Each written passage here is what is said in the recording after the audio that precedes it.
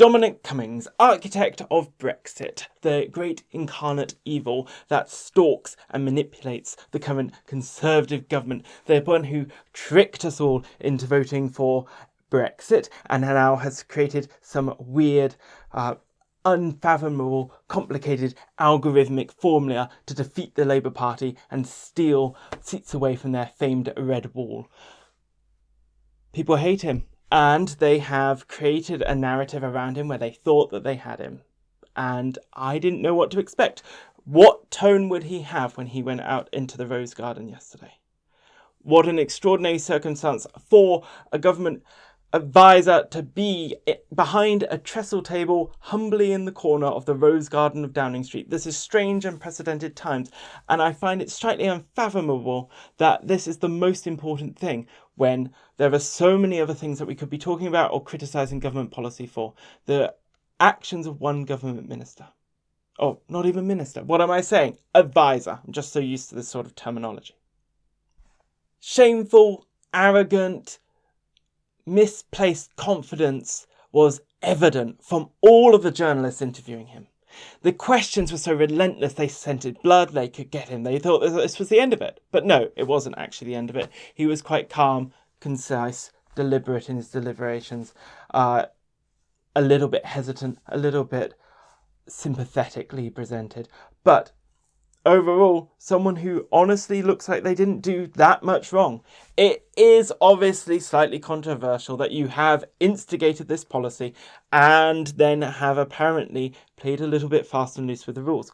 But what we are seeing here is someone who lived their life in a way that was very sensible and arguably within the rules, took care of their 4-year-old child, and made sure that there was provision to ensure the well-being and happiness for everyone involved, went out for a walk, as we're entitled to do, kept social distancing rules in this perimeter.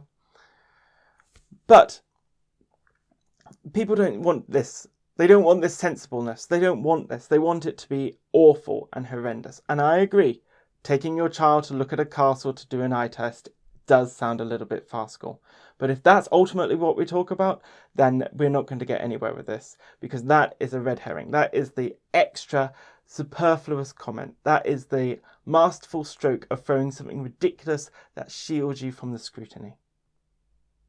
I was with people when we heard the recording. We were listening to it live, and the comment was, that sounds reasonable.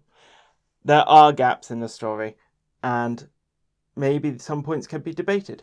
However, it did sound reasonable. And then we got into journalists arguing about how far a car can drive on a tank of petrol. Well, this obviously gives the lie of how London-centric these journalists are, that they don't actually know how far a car can currently drive on a full tank of petrol, because many cars can drive 500 miles on a full tank. It's not an issue. I want scrutiny on a government, but I don't want a media pack obsessed with individuals and losing sight of the big picture. I don't want them to be constructing arguments, I want them to be reporting facts, and for us to make our own minds up about these kinds of things. I think that the hallowed halls of the BBC and their cohorts, ITV and Sky, just give fuel to the fire of newspapers that need to have outrage and fury to sell anything. It's very telling that the most popular paper in the United Kingdom, The Sun, is still with the Conservatives on this.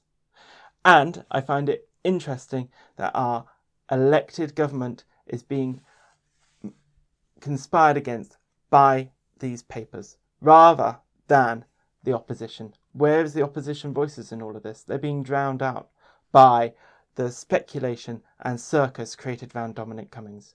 Whatever his actions were, and however right or wrong they may have been, going up and down the country in a car doesn't sound ideal. It's clearly worse than the media, who literally enveloped him as he went from a car. It was the worst example of not social distancing I've seen on television since the entire thing has started. I don't really know what else to really add, but feel free to just tell me why I'm wrong. This was my thoughts on it, having had listened to a couple of ideas about it. So if you think I'm wrong, which I'm sure many of you do, tell me why, and we can talk about that. That would be great. See you next time.